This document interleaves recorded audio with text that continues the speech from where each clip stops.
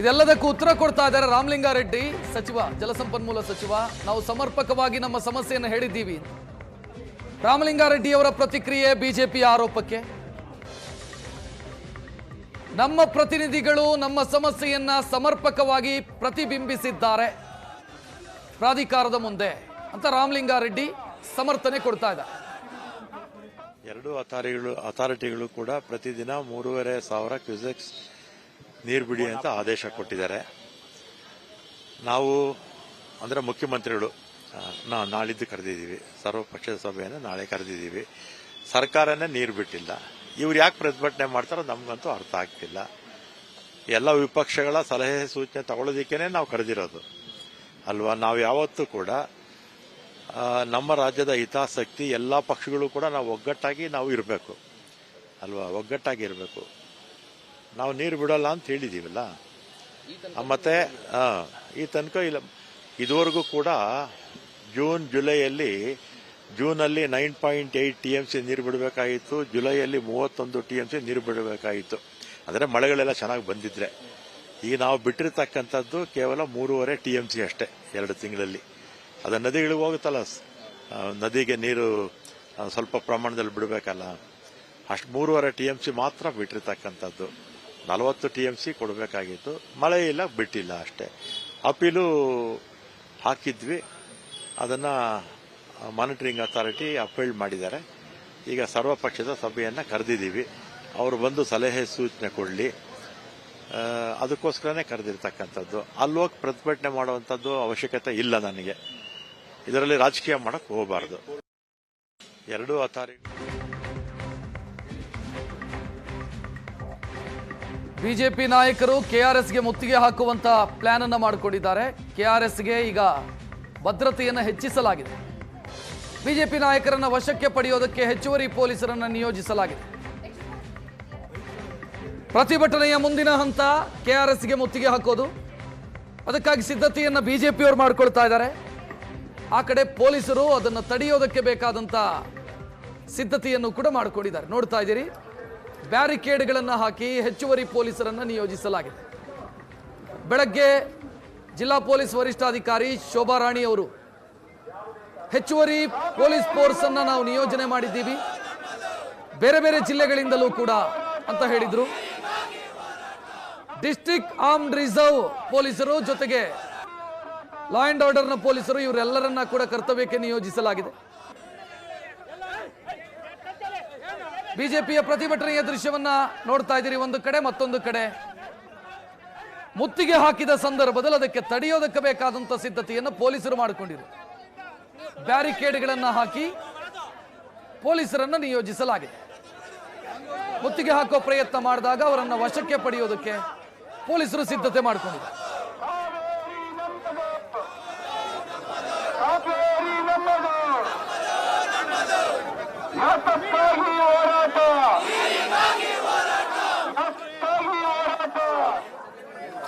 ರೈತ ಬಾಂಧವರೇ, ರಾಜ್ಯದಲ್ಲಿರುವ ಕಾಂಗ್ರೆಸ್ ಸರ್ಕಾರ ತನ್ನ ಅಧಿಕಾರವನ್ನ ಉಳಿಸಿಕೊಳ್ಳುವುದಕ್ಕೆ ತಮಿಳುನಾಡಿಗೆ ಯಥೇಚ್ಛವಾಗಿ ನೀರನ್ನು ಬಿಟ್ಟು ಕಾವೇರಿ ಕೊಳ್ಳದ ರೈತರಿಗೆ ಅನ್ಯಾಯ ಮಾಡ್ತಾ ಇರುವಂತಹ ಈ ಕಾಂಗ್ರೆಸ್ ಸರ್ಕಾರದ ಧೋರಣೆಯನ್ನು ಧಿಕ್ಕರಿಸಿ ಇವತ್ತೊಂದು ಪ್ರತಿಭಟನೆಯನ್ನು ನಾವು ಹಮ್ಮಿಕೊಂಡಿದ್ದೇವೆ.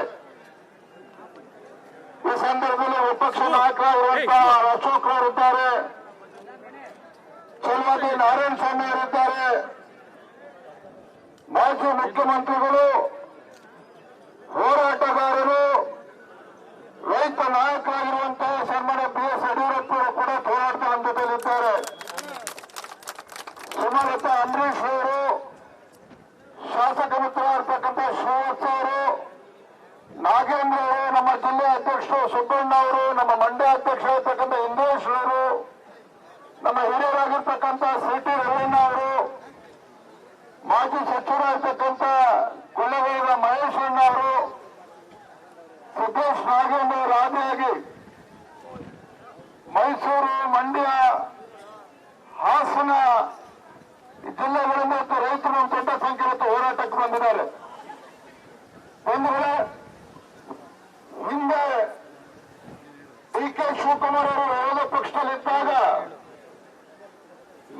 ಬೀದಿನಾಟು ಪಾದಯಾತ್ರೆ ಮಾಡಿರ್ತಕ್ಕಂಥದ್ದು ನೋಡಿದ್ದೇವೆ. ಅದು ಪಾಪ ಯಾಕೋ DK ಶಿವಕುಮಾರ್ ಅವರಿಗೆ ಅಧಿಕಾರ ಬಂದ ಮೇಲೆ, ಅಧಿಕಾರದ ಗದ್ದುಗೆನ ಏರಿದ ಮೇಲೆ ರೈತರು ಕೂಡ ಮರ್ತೋಗಿದೆ, ರೈತರ ಸಂಕಷ್ಟನೂ ಕೂಡ ಅವರ ಕಣ್ಣಿಗೆ ಕಾಣ್ತಾ ಇಲ್ಲ. ಹಿಂದೆ ಏಪ್ರಿಲ್ ಮೇನಲ್ಲೇ ಯಾವಾಗ ರಾಜ್ಯ ಸರ್ಕಾರ ಎಚ್ಚೆತ್ತುಕೊಳ್ಬೇಕಾಗಿತ್ತು, ಬರುವ ಮುನ್ಸೂಚನೆಯನ್ನ ಅವತ್ತಿನ ಕೇಂದ್ರ ಸರ್ಕಾರ ನೀಡಿದ್ರೂ ಸಹ ಮುಖ್ಯಮಂತ್ರಿ ಕುರ್ಚಿ ಕಾಳಗದಲ್ಲಿ ಮರೆತಂತ ಕಾಂಗ್ರೆಸ್ ಸರ್ಕಾರ ರೈತರ ರಕ್ಷಣೆಯನ್ನ ಮಾಡದೇನೆ ರೈತರ ಬದುಕಿನ ಜೊತೆ ಚೆಲ್ಲಾಟ ಆಡಿರ್ತಕ್ಕಂಥದ್ದು ನೋಡಿದ್ದೇವೆ. ಇವತ್ತು ಮಾನ್ಯ DK ಶಿವಕುಮಾರ್ ಅವರು ಕೇಳಕ್ಕೆ ಇಷ್ಟಪಡ್ತಾರೆ, ನೀವೇ ಬೃಹತ್ ನೀರಾವರಿ ಸಚಿವರಾಗಿದ್ರಿ, ಉಪಮುಖ್ಯಮಂತ್ರಿಗಳಾಗಿದ್ರಿ, ಯಾಕೆ ತಮಿಳುನಾಡಿಗೆ ನೀರು ಬಿಡೋದಕ್ಕೆ ನೀವು ಮುಂದಾದ ನಿಮ್ಮ ಸರ್ಕಾರ? ಮಾನ್ಯ DK ಶಿವಕುಮಾರ್ ಅವರು ನೀವು ಮುಖ್ಯಮಂತ್ರಿಗಳಾದ್ಮೇಲೆ ಕಳೆದ ಒಂದು ತಿಂಗಳಲ್ಲಿ 10 ಬಾರಿ ದೆಹಲಿಗೆ ಪ್ರಯಾಣ ಮಾಡುವಂದ್ರೆ, 10 ಬಾರಿ ದೆಹಲಿಗೆ ಹೋದಂದ್ರೆ, ರಾಹುಲ್ ಗಾಂಧಿ, ಸೋನಿಯಾ ಗಾಂಧಿ ಮನೆ ಹೊರಗಡೆ ಗೇಟ್ ಹತ್ರ ಕಾಯ್ತಾ ನಿಂತ್ಕೊಂಡಿದ್ರೆ ಕ್ಯಾಬಿನೆಟ್ ಎಕ್ಸ್ಪೆನ್ಷನ್ ಅಂತ ಹೇಳಿ. ಆಗ 1 ಬಾರಿ ಆದ್ರೂ ಕೂಡ ಮುಖ್ಯಮಂತ್ರಿಗಳಾಗಿ 1 ಬಾರಿ ಆದ್ರೂ ಕೂಡ ಕಾವೇರಿ ಕೊಳ್ಳದ ರೈತರ ರಕ್ಷಣೆನ ಮಾಡಬೇಕು ಅಂತೇಳಿ ದೆಹಲಿಗೆ ಕೂತ್ಕೊಂಡು ನ್ಯಾಯವಾದಿಗಳ ಜೊತೆ ಸಭೆಯನ್ನ ಮಾಡಲಿಲ್ಲ, ಮೀಟಿಂಗ್ ಅನ್ನ ಮಾಡಲಿಲ್ಲ ಅಡ್ವೊಕೇಟ್ಸ್ ಜೊತೆಲಿ. ಅವ್ರು 16 ಬಾರಿ ಕ್ಯಾಬಿನೆಟ್ ಎಕ್ಸ್ಪೆನ್ಷನ್ ಅಂತ ದೆಹಲಿಗೆ ಹೋಗ್ಬಂದ್ರೆ. ಇದು ಗೊತ್ತಾಗ್ತದೆ ಮಾನ್ಯ ಮುಖ್ಯಮಂತ್ರಿಗಳೇ, ನಿಮ್ಮ ಕುರ್ಚಿಯನ್ನು ಉಳಿಸ್ಕೊಳ್ಳೋದಕ್ಕೆ ನೀವು ಎಷ್ಟು ಸಲ ಬೇಕಾದ್ರೂ ದೆಹಲಿಗೆ ಹೋಗ್ತೀರಿ. ಆದ್ರೆ ನಾಡಿಗೆ ಅವರು ತುತ್ತು ಅನ್ನವನ್ನು ಕೊಡ್ತಕ್ಕಂಥ ರೈತರ ರಕ್ಷಣೆಗೋಸ್ಕರ, ಕಾವೇರಿ ಕೊಳ್ಳದ ರೈತರ ರಕ್ಷಣೆ ಮಾಡೋದಕ್ಕೆ ನಿಮಗೆ ದೆಹಲಿಗೆ ಹೋಗಕ್ಕೆ ಸಾಧ್ಯ ಆಗಲಿಲ್ಲ. ಇವತ್ತು ಹೇಳಿಕೆಯನ್ನು ಕೊಡ್ತೀರಿ, ಏನು ಸರ್ವ ಪಕ್ಷದ ಸಭೆಯನ್ನು ಕರೀತಾರೆ ಅಂತೇಳಿ ನನ್ನ ಮುಖ್ಯಮಂತ್ರಿ ಘೋಷಣೆ ಮಾಡಿರುವಂತದ್ದು. ನಿನ್ನೆ ಹೇಳ್ತಾರೆ ಸರ್ವಪಕ್ಷದ ಸಭೆಯನ್ನು ಕೊಡ್ತೇವೆ ಅಂತೇಳಿ. ಊರು ಕೊಳ್ಳೆ ಹೊಡೆದ ಮೇಲೆ ಕೋಟೆ ಬಾಗಿಲು ಹಾಕಿದ್ರು ಅಂತ ಹೇಳ್ತಾರೆ. ಊರು ಕೊಳ್ಳೆ ಹೊಡೆದ ಮೇಲೆ ಕೋಟೆ ಬಾಗಿಲು ಹಾಕಿದಂಗೆ ತಮಿಳುನಾಡಿಗೆ ಹಿಂದೆ ಏಪ್ರಿಲ್ ಮೇನಲ್ಲೇ ಜೂನ್ನಲ್ಲಿ 3.5 TMC ನೀರನ್ನು ಹರಿಬಿಟ್ಟು ತಮಿಳುನಾಡವರಿಗೆ ನೀರೇ ಕೇಳಿರಲಿಲ್ಲ. ಅವಾಗಲೇ 3.5 TMC ನೀರು ಬಿಡಬೇಕಾದ್ರೆ ಸರ್ವಪಕ್ಷ ಸಭೆ ಕರಿಬೇಕು ಅಂತ ನಿಮ್ಗೆ ಅನಿಸ್ಲಿಲ್ವಾ DK ಶಿವಕುಮಾರ್ ಅವರೇ? ಅವತ್ತು ನೀರು ಬಿಡಬೇಕಾದ್ರೆ ವಿಪಕ್ಷದವ್ರ ಜೊತೆ ಚರ್ಚೆ ಮಾಡಬೇಕು ಅಂತ ನಮ್ಗೆ ಅನ್ನಿಸ್ಲಿಲ್ಲ. ಈಗ ತಮಿಳುನಾಡು ಮುಖ್ಯಮಂತ್ರಿಗೆ ಖುಷಿ ಪಡಿಸೋಕ್ಕೋಸ್ಕರ ನೀರು ಬಿಟ್ಟು ಈಗ ಕಾವೇರಿ ವಾಟರ್ ಮ್ಯಾನೇಜ್ಮೆಂಟ್ ಅಥಾರಿಟಿ ನೀರು ಬಿಡೋದಕ್ಕೆ ಹೇಳಿದ್ದಾರೆ ಅಂತ ಹೇಳಿ ಈಗ ಕಪಟ ನಾಟಕವನ್ನು ಆಡ್ತಾ ಇದ್ದೀರಿ. ರೈತರ ಪರವಾಗಿ ಮೊಸಳೆ ಕಣ್ಣೀರು ಹಾಕ್ತಕ್ಕಂಥ ಕೆಲಸ ಮಾಡ್ತಾ ಇದ್ದೀರಿ, ಮೊಸಳೆ ಕಣ್ಣೀರನ್ನು ಹಾಕ್ತಕ್ಕಂಥ ಕೆಲಸ ಮಾಡ್ತಾ ಇದ್ದೀರಿ. ಮಾನ್ಯ ಮುಖ್ಯಮಂತ್ರಿಗಳೇ, ಯಾವ ಪುರುಷಾರ್ಥಕ್ಕೋಸ್ಕರ ನೀವು ತಮಿಳುನಾಡಿಗೆ ಮುಂಚಿತವಾಗಿ ನೀರು ಬಿಟ್ಟಿದ್ದೀರಿ? ಮಾನ್ಯ ಮುಖ್ಯಮಂತ್ರಿಗಳು ಗೊತ್ತಿದೆ, ರಾಜ್ಯದ ಇತಿಹಾಸ ಕೂಡ ಅವ್ರಿಗೆ ಚೆನ್ನಾಗಿ ಗೊತ್ತಿದೆ. ತಮಿಳುನಾಡು ಅಂತ ಬಿಟ್ಬಿಟ್ಟಿರ್ತಕ್ಕಂಥ ಮಾನ್ಯ DK ಶಿವಕುಮಾರ್ ಅವರೇ, ಇದೇ ಕನ್ನಂಬಾಡಿ ಕಟ್ಟೆ ಯಾವ ನಾಲ್ವಡಿ ಕೃಷ್ಣರಾಜ ಒಡೆಯರ್ ಅವರು ತಮಿಳುನಾಡಿನ ಅಪಮಾನವನ್ನ ಸಹಿಸಿಕೊಳ್ಳೋದಕ್ಕೆ ಸಾಧ್ಯ ಆಗದೇನೆ ಒಡವೆಗಳನ್ನ ಅಡೆ ಇಟ್ಟು ಮಾರಿ ಕನ್ನಂಬಾಡಿ ಕಟ್ಟನ್ನು ಕಟ್ಟಿಸ್ತಕ್ಕಂಥ ಕೆಲಸ ಮಾಡಿದ್ರು. ಅಂತ ಇತಿಹಾಸ ಕನ್ನಂಬಾಡಿ ಕಟ್ಟ ಒಂದ್ ಕಡೆ ಆದ್ರೆ ತನ್ನ ಮುಖ್ಯಮಂತ್ರಿ ಕುರ್ಚಿಯನ್ನು ಉಳಿಸ್ಕೊಳ್ಳೋಕ್ಕೋಸ್ಕರ ತಮಿಳುನಾಡು ಕೇಳಕ್ಕೂ ಮುಂಚೆ ನೀರು ಬಿಟ್ಟಿರ್ತಕ್ಕಂಥ ಅಪಖ್ಯಾತಿ ಈ ರಾಜ್ಯದ ಮುಖ್ಯಮಂತ್ರಿಗಳು ಮಾನ್ಯ DK ಶಿವಕುಮಾರ್ ನೀವು ಎತ್ಕೋಬೇಕಾಗ್ತದೆ. ಇವತ್ತು ಮಾನ್ಯ ವಿರೋಧ ಪಕ್ಷದ ನಾಯಕರು ಇಲ್ಲೇ ಇದ್ದಾರೆ. ಇವತ್ತು ಯಾವ ಸರ್ವ ಪಕ್ಷ ಸಭೆ ಸಭೆಯನ್ನು ಕರೆದಿದ್ದೇವೆ. ಕಾವೇರಿ ಕೊಳ್ಳದ ರೈತರನ್ನು ಉಳಿಸ್ಕೊಳ್ಳೋಕ್ಕೋಸ್ಕರ ಸರ್ವಪಕ್ಷದ ಸಭೆ ಕರೆದಿಲ್ಲ ನೀವು. ಈ ಭಾಗದ ರೈತರ ಹಿತರಕ್ಷಣೆ ಮಾಡೋದಕ್ಕೋಸ್ಕರ ಸರ್ವಪಕ್ಷದ ಸಭೆಯನ್ನ ಕರೆದಿಲ್ಲ. ಬದಲಾಗಿ ತಮ್ಮ ಮುಖ್ಯಮಂತ್ರಿ ಕುರ್ಚಿನ ಉಳಿಸ್ಕೊಳ್ಳೋಕ್ಕೋಸ್ಕರ ಸರ್ವಪಕ್ಷ ಸಭೆಯನ್ನ ಕರೆದಿದ್ದೀರಿ. ಇಂಥ ಕಪಟ ನಾಟಕಕ್ಕೆ ನೀವು ರೈತರ ಪರವಾಗಿ ಮೊಸಳೆ ಕಣ್ಣೀರು ಹಾಕಕ್ಕೆ ಹೊರಟಿದ್ದೀರಿ. ಇದಕ್ಕೆ ನಾವು ಹಣೆಯನ್ನು ಓದೋದಕ್ಕೆ ಸಾಧ್ಯ ಇಲ್ಲ. ಘೋಷಣೆ ನಡೆಯುವತ್ತು ಮಾನ್ಯ ಮುಖ್ಯಮಂತ್ರಿಗಳೇ, ನನ್ನ ಮುಖ್ಯಮಂತ್ರಿ ಕುರ್ಚಿ ಹೋದ್ರೂ ಪರವಾಗಿಲ್ಲ, ಯಾವುದೇ ಕಾರಣಕ್ಕೂ ಕಾವೇರಿ ಕೊಳ್ಳದ ರೈತರಿಗೆ ಅನ್ಯಾಯ ಮಾಡೋದಕ್ಕೆ ಬರೋದಿಲ್ಲ, ತಮಿಳುನಾಡಿಗೆ ನೀರನ್ನು ಹರಿಸೋದಿಲ್ಲ ಅನ್ನೋದನ್ನ ಘೋಷಣೆ ಮಾಡಿ ಆಮೇಲೆ ನಾವನ್ನು ಕೂಡ ಸರ್ವಪಕ್ಷ ಸಭೆ ಬರೋದಕ್ಕೆ ಸಾಧ್ಯ ಇಲ್ಲ. ಇದನ್ನ ಮಾಡೋದಕ್ಕೆ ಮುಖ್ಯಮಂತ್ರಿಗಳಿಗೆ ತಾಕತ್ತಿಲ್ಲ. ಇದನ್ನ ಮಾಡೋದಕ್ಕೆ ರಕ್ಷಣೆ ಮಾಡೋದಕ್ಕೆ ಧೈರ್ಯ ಇಲ್ಲ. ತಮಿಳುನಾಡು ಕೃಷಿ ಪ್ರದೇಶಕ್ಕೆ ತೋಟತಕ್ಕಂತೆ ಅಂತ ರೈತ ವಿರೋಧಿ ಕಾಂಗ್ರೆಸ್ ಸರ್ಕಾರದ ವಿರುದ್ಧ ಇವತ್ತು ರಾಜ್ಯದ ಎಲ್ಲ ರೈತ ಸಂಘಟನೆಗಳು ಕೂಡ ಬೀದಿಗಿಳಿದು ಹೋರಾಟ ಮಾಡ್ತಾ ಇದೆ. ಭಾರತೀಯ ಜನತಾ ಪಾರ್ಟಿ ಒಂದು ಜವಾಬ್ದಾರಿತ ವಿಪಕ್ಷವಾಗಿ ಈ ರಾಜ್ಯ ನಾಡಿನ ರೈತರ ರಕ್ಷಣೆಗೆ ಬರಬೇಕಾಗಿರ್ತಕ್ಕಂಥದ್ದು ನಮ್ಮ ಕರ್ತವ್ಯ ಇದೆ.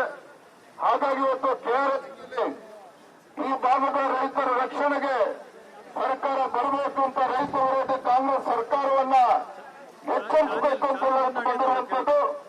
ಇವತ್ತು ರಾಜ್ಯ ಸರ್ಕಾರ ಎಚ್ಚೆತ್ತುಕೊಂಡು ಈ ಭಾಗದ ರೈತರ ರಕ್ಷಣೆಗೆ ಬರಬೇಕು ಅಂತ ಸಂದರ್ಭದಲ್ಲಿ ಆಗ್ರಹ ಪಡಿಸ್ತಾ ನನ್ನ ಮಾತನ್ನು ಮುಗಿಸ್ತಾ ಇದ್ದೇನೆ. ಹಲೋ ಭಾರತ್ ಮಾತಾ ಕಿ ರೈತ ವಿರೋಧಿ ಕಾಂಗ್ರೆಸ್ ಸರ್ಕಾರಕ್ಕೆ, ರೈತ ವಿರೋಧಿ ಕಾಂಗ್ರೆಸ್ ಸರ್ಕಾರಕ್ಕೆ, ರೈತ ವಿರೋಧಿ ರಾಜ್ಯದ ಮುಖ್ಯಮಂತ್ರಿಗಳಿಗೆ, ರೈತ ವಿರೋಧಿ ರಾಜ್ಯ ಮುಖ್ಯಮಂತ್ರಿಗಳಾದಂತಹ ಡಿಕೆ ಶಿವಕುಮಾರ್ ಅವರಿಗೆ ಧಿಕ್ಕಾರ, ರೈತ ವಿರೋಧಿ ಕಾಂಗ್ರೆಸ್ ಸರ್ಕಾರಕ್ಕೆ.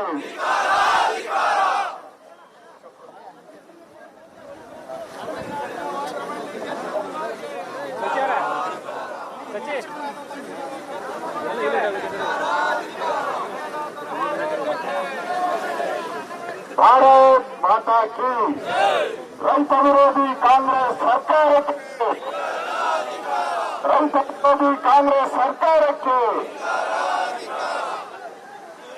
ಸನ್ಮಾನ್ಯ ಈ ಪ್ರತಿಭಟನೆಯನ್ನ ಉದ್ದೇಶಿಸಿ ಮಾತನಾಡಿದಂತ ಸನ್ಮಾನ್ಯ ವೀರೇಂದ್ರ ಅವರೇ, ಹಿರಿಯರಾದಂತ ಸನ್ಮಾನ್ಯ ಯಡಿಯೂರಪ್ಪಾಜಿ ಅವರೇ, ಚಲವಾದಿ ನಾರಾಯಣ ಸ್ವಾಮಿ ಅವರೇ, ಸಿ ರವಿ ಅವರೇ, ಶ್ರೀವತ್ಸ ಅವರೇ, ಸುಮಲತಾ ಅವರೇ, ವೇದಿಕೆ ಮೇಲಿರುವಂತ ನಾರಾಯಣ ಗೌಡ್ರೆ, ಸಚ್ಚಿದಾನಂದ ಅವರೇ, ನಾಗೇಂದ್ರ, ಇಂದ್ರೇಶ್ ಅವರೇ, ಮಹೇಶ್ ಅವರೇ, ಎಲ್ಲ ಪಕ್ಷದ ಎಲ್ಲ ಹಿರಿಯ ಮುಖಂಡರೇ, ಪ್ರಮುಖವಾಗಿ ಇವತ್ತು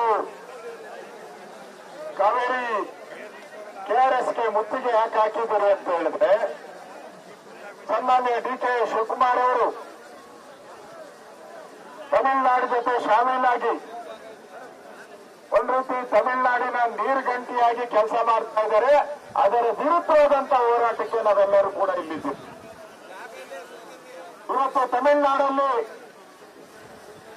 ನೀರು ಹೋಗ್ತಾ ಇದ್ರೆ ಈಗ ಸರ್ವಪಕ್ಷದ ಸಭೆಯನ್ನ ಕರೆದಿದ್ದಾರೆ. ಟ್ರಿಬ್ಯುನಲ್ ಮುಂದೆ ಮಂಡನೆ ಏನ್ ಮಾಡಬೇಕಾಗಿತ್ತು,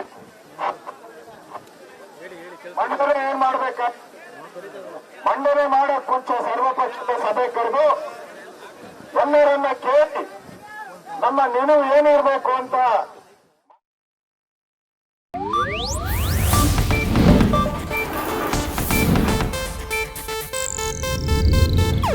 ಇದು ಏಷ್ಯಾನೆಟ್ ನ್ಯೂಸ್ ನೆಟ್ವರ್ಕ್ ಪ್ರಸ್ತುತಿ.